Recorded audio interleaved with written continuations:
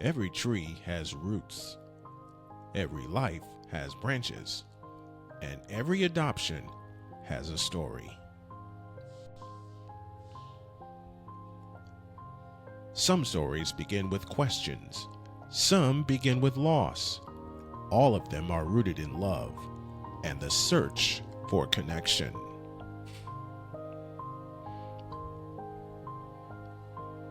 This is Janet Monroe, and this is Roots and Branches Adoption Stories, a podcast where real stories take root and grow. Because the more we share, the more we understand, and understanding helps us grow.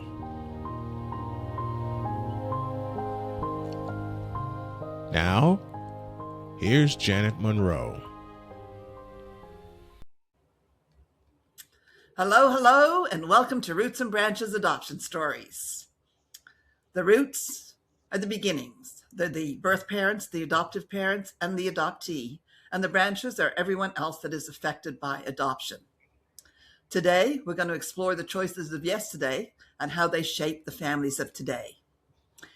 In this episode, I'm speaking with Jim. He one day opened a DNA test expecting fun facts and instead discovered he had been a father for 40 years. Jim shares a complex emotional journey of learning that he had a grown son, meeting him, and ultimately respecting his decision not to pursue a relationship. His story is filled with honesty, vulnerability, and deep wisdom about healing from life's unexpected hurts. So Jim, welcome. So glad that you could come with us today and have this little chat. Thank you, Janet. And for those of you listening, thank you for listening. Let's get this going. Okay, so you have an unforgettable way of describing your experience. You said to me, first off, I've been a father for 4 years, but my son is 40. Yes. Yeah, that's Take what me I would. back to the moment when you first saw those DNA results and found out that you were a dad.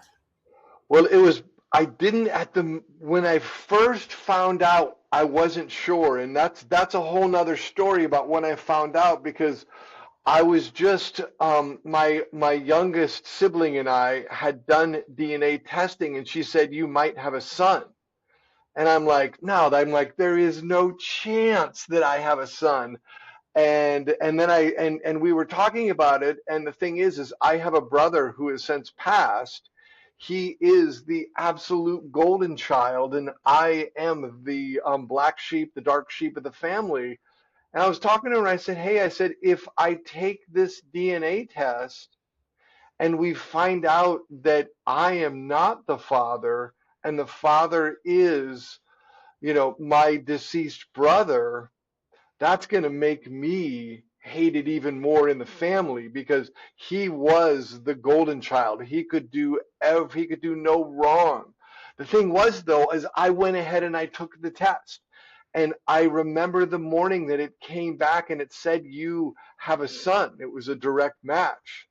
So after I probably had to sit down for about 10-15 minutes and ponder this, because I don't remember. This is brand new news to me.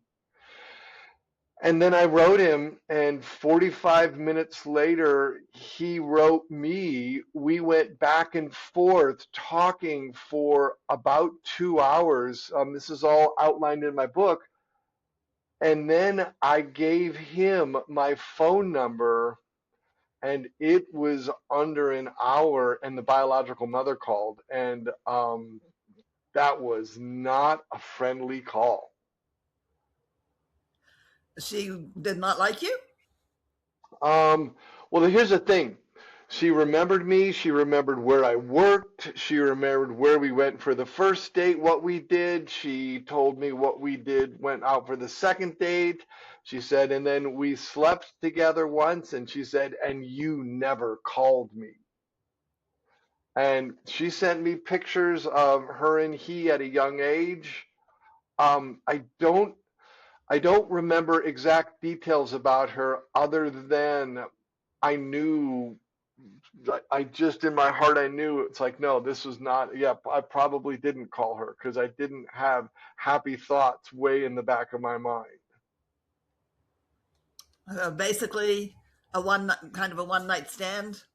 Oh, it wasn't kind of a one night stand. It was a one night stand for whatever reason. Yeah, it was a one night stand in 1984. Okay. So your early life, you described yourself as the black sheep of your family, but how did that identity shape the young man that you were when you first dated your son's mother? Um, at the time, I was at the. I mean, I did the original. I was raised in the Midwest. I did the thing where you wrote in to. It was the newspaper of the city had like a. It was the precursor to online dating, but you would write letters and they would write letters back, and it would go to a PO box. And I'm not sure how I met her, but I was meeting and dating a lot of women at that time. So I had graduated college, so I was at my first job and I was working full time. I was on a softball team, I was playing on a volleyball team, and I was dating. And you had your whole world ahead of you, right? I had the whole world ahead of me. Yeah, yes. When you learned that she chose not to tell you that she was pregnant, what emotion surfaced? Anger, because she took from me the experience of raising my son. And I know she knew it was me. And in retrospect, I know that had she told me, I would have been there for my son. Because she didn't, I moved around 2 states in the Midwest, and then I moved out west here, and I've been out west ever since. I do go back to where he's from, but had I known, I would have been more active in his life. That's easy to say at Hmm. age 60, but when you think back to your 20-year-old self, is that where you would have been?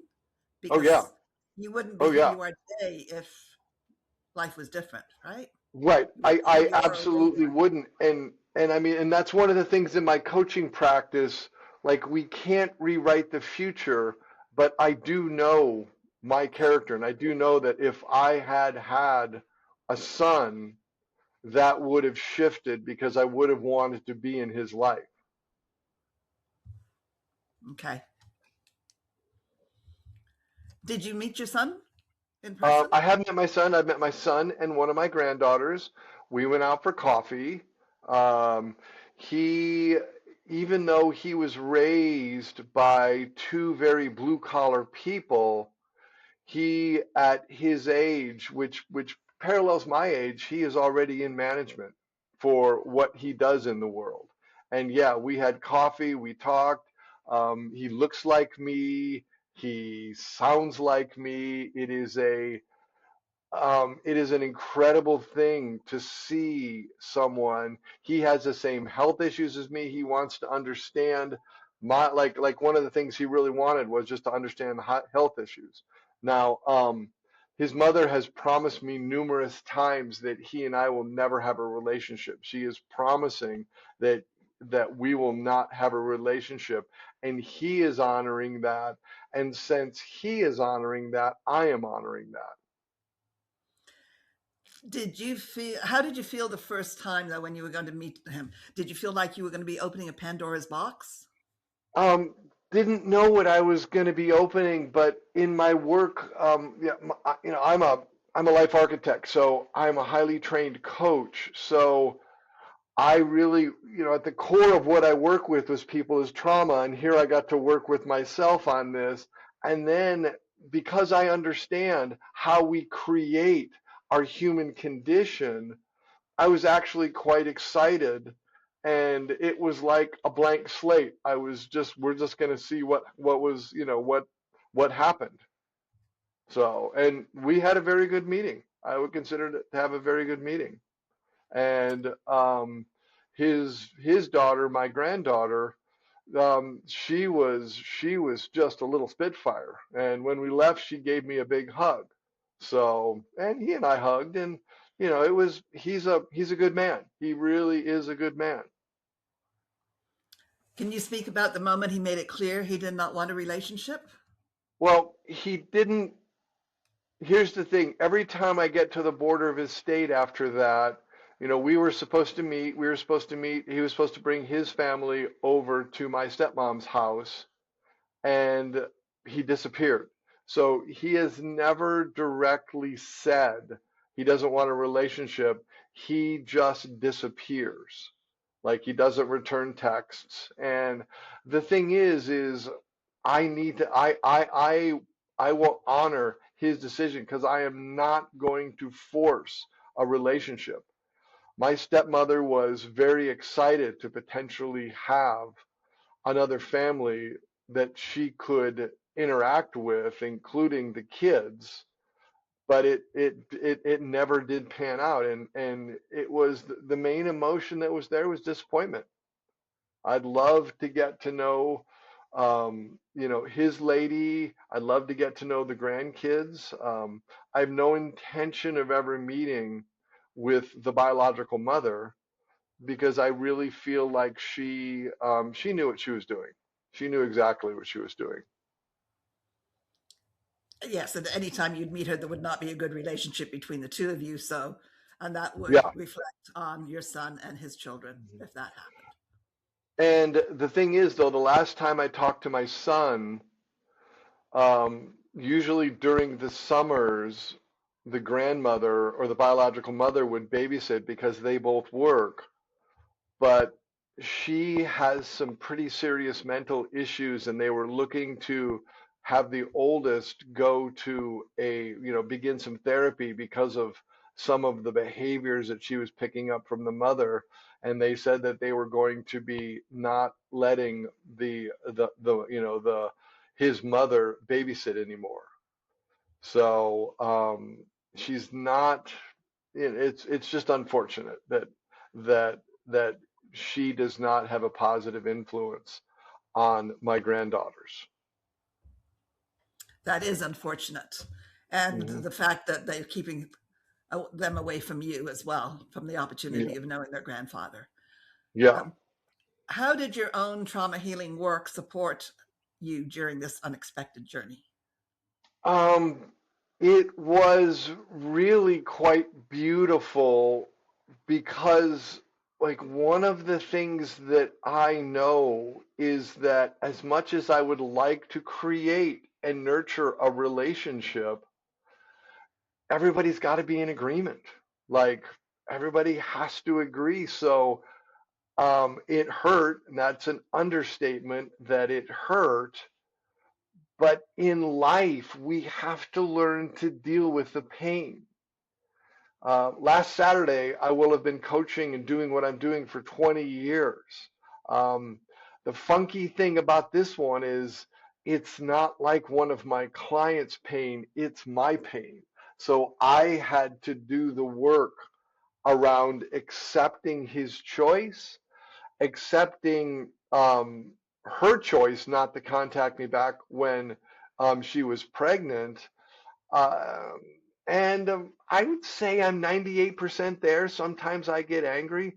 We haven't talked in about in the holiday season. It was 2 years ago, because he was going to come over. I actually went back to the state in the Midwest, and he was going to come over for Christmas and bring the family. We had prepared dinner, and he disappeared. It did not happen. So there was disappointment with myself. My stepmom had some disappointment. Yeah, it was not an easy time. Yet in all the traumas that I've lived through in life, the fact that I didn't know him, and at some level I'm kind of just a sperm donor. So that's maybe one of the thoughts. And I, for 36 years, didn't know him at all, didn't go through any of what he went through. the beauty is, I think we could have developed a beautiful relationship, but in order to do that, you had to, or I had to accept, and I ended up writing a book about, and I'm going to write it here, right? This is the book I wrote, which was called, it's DNA Results Navigating Peaceful Family Dynamics. And this is a book I wrote as a result of it, as a way to channel, because when I went out there as a man attempting to find literature to support, oh great, I have a DNA relative. What do I do? How do I start that initial conversation, right? When the mom called me, she was very negative and very aggressive. And the last time we talked, I didn't answer her call, and I still have the voice recording. She is in complete denial. And it is just this very young age name calling. And, I'm, it is what it is. But I have peace around knowing that I do have a son. It's just, and I have grandkids, and that's what's so. And I'm literally, I think I'm really like, part of what I accept is that I was a sperm donor, nothing really more. And I hope if you're listening to this, I hope that it probably sounds harsh, but I wasn't involved in any aspect of raising him. And I think accepting the fact that you were a sperm donor helps you get through it because you weren't involved with raising him. Right. I would have loved to have been. But that opportunity wasn't meant to be. Right. Right. Exactly. Yeah. Never thought about that. You're right. The opportunity was never meant to be. And we don't know what the future. No fault of your own. Yeah. Yeah. And we don't know what the future brings. And that relationship can still develop depending on how things go with his birth mother. Exactly. And within his own consciousness, because I'm sure he wrestles. The man who raised him passed a number of years ago, and the last conversation that the man who raised him had with my son was, he was out in his man shed crying because he had cancer, and the woman that was his wife, the biological mother, would not acknowledge the cancer. It was just yelling at him because he was sick. And he ended up dying about 3-4 hours after that phone conversation from the cancer that he had. So I know my son probably has some conflict in his mind around his mother, because she's I don't know, but it just doesn't seem like she's the nicest of humans. But she is his mother.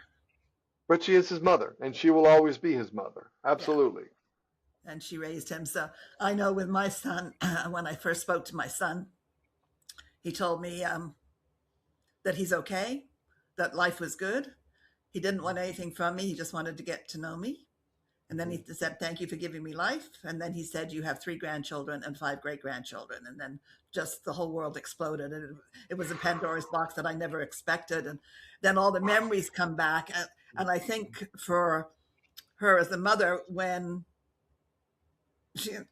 your son has reached out to you and you've had this connection, all those memories come back for her as well. Everything she went through, everything that through that pregnancy before he was born, just everything comes rushing back, and it takes a long time to get over that. And I think you probably could have helped her with that based on what you coach for getting through trauma, but she just wasn't ready to hear it from you. Yeah, and not sure that she ever will be. And I really, in all honesty, right now, I don't want any interactions with her. Yeah. But we have to accept what happened in the past and not let it change the future, not let it rule the future.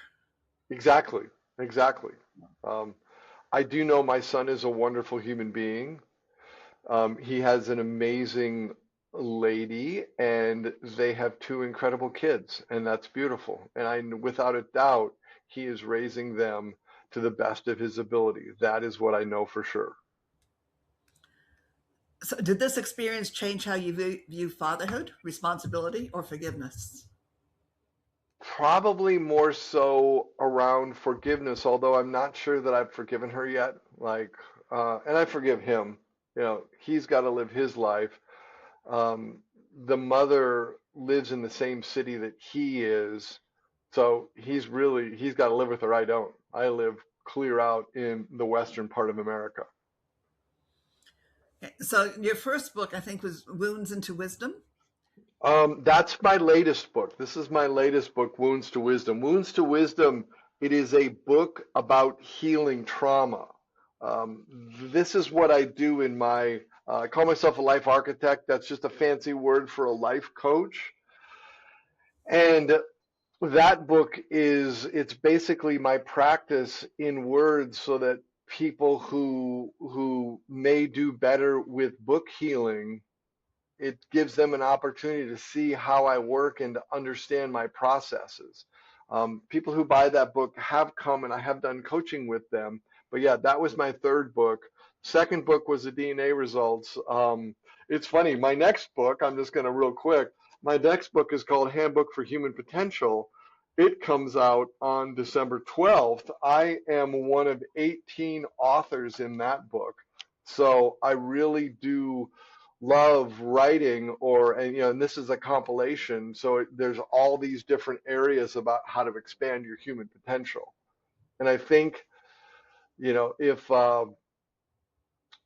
we as spiritual beings in a human form tend to go through trauma, some worse than other, but oftentimes if we can find ways to heal and to do better, that does better for us and then for everyone around us. What would you say to someone who's just discovered a biological parent or child through the DNA testing? I would say first thing, take a deep breath. Like really just let it settle in. And then once you've really, now it's like, wow, I have a biological person out there. Once that happens, the next thing for you to do is to ponder and just really almost develop a communication game plan so that you can come at it from a space of ease and from a space of comfort. Because sometimes, I joined a whole bunch of sites and I reached out to people. Sometimes people are incredibly grateful that you are now in their life. Other times they seem grateful, but then, it's like, I think my son honestly just wanted to know what he was going to be dealing with medically. And if there was something else, he did not tell me. Your book, DNA Results, that's to help people navigate Yeah, these it results? it has a number of steps about how to begin to successfully communicate, because you're not meeting a new friend. You're not meeting somebody, you're actually meeting a biological relative. And that's a different experience than creating a new friend. I mean, yes, you want to create friends, but you have to understand that your bonds are biological. They're not situational. Okay, so I have a And friend who just got a notice from a DNA test that he might have a sister, that's so beautiful. but he's not sure how to react. Yeah, yeah. I outline it right here in the book. I outline it. It's just, because it's like, you have to introduce yourself. And then you have to see, do they want to create a relationship? And initially, my son had done his first DNA test a few years after the man that raised him passed. And he had been looking for almost 10 years to find his biological father because his mother would not give him any clue, would not assist him at all. So her memories were not good. Oh no, her memory is excellent. Her memory is incredibly excellent. She remembers where we met. She remembers where I worked. She remembers if she was telling me about the details of our first and second date. Like her memory is excellent. She knows exactly what happened. But she doesn't want to go through it again. Well, and she chose not to share it with her son. She chose to bring another. And the funny thing is the man who they only married a very, very, very short time before he passed. Okay. So, yeah. But he raised your son. But as far as I know, he raised my son. Yeah. Okay. So what does healing look like for you now? Simply the acceptance that I have a son out there who at this moment is choosing not to have a relationship. That's what it looks like. If he ever chose to reconnect, what would you want him to know? I would be a little bit more cautious, but yet it would be my intention to move forward. Absolutely. And I would handle it at that time. We would probably get together. I'd love to meet his family. I'd love to meet, he, he and his wife are not married, so they're domestic partners. I'd love to meet her family. I'd love for her family to meet my family in the city that they live, and I'd love for a little bit of community to be there. And it would be easier for you to reconnect because you've already got that connection. Yeah, absolutely. Absolutely. Yeah. And as I know I say a sperm donor, but I'm going to say as my son, I'd have an open heart towards creating a relationship. And what advice would you give to other people now? Explore from the perspective of love.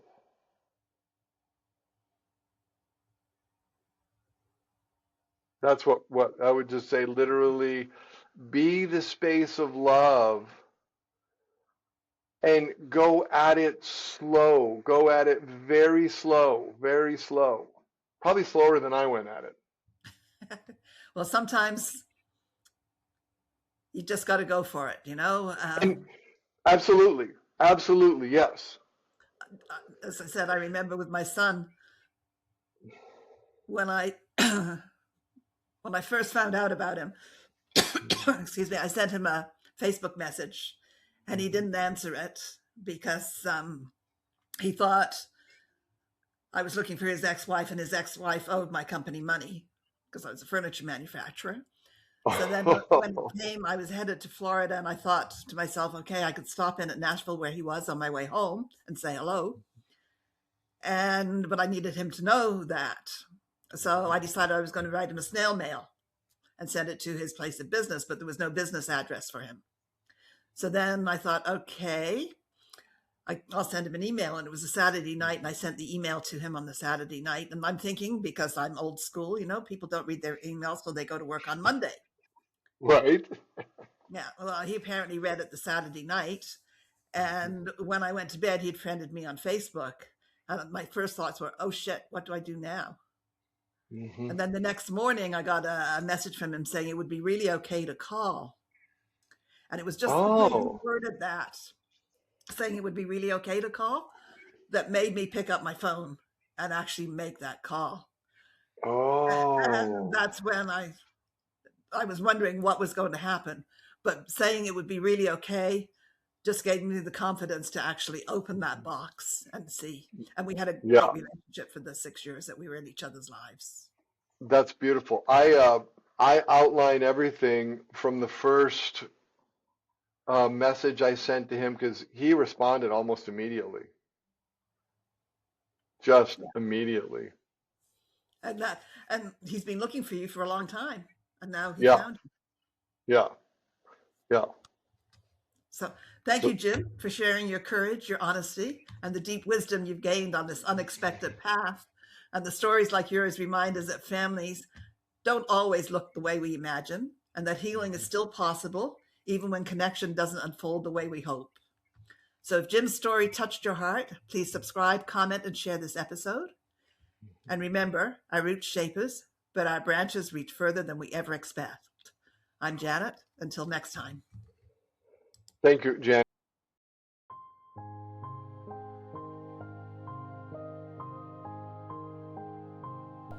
Thank you for tuning in to Roots and Branches Adoption Stories, where every tree has roots, every life has branches, and every adoption has a story.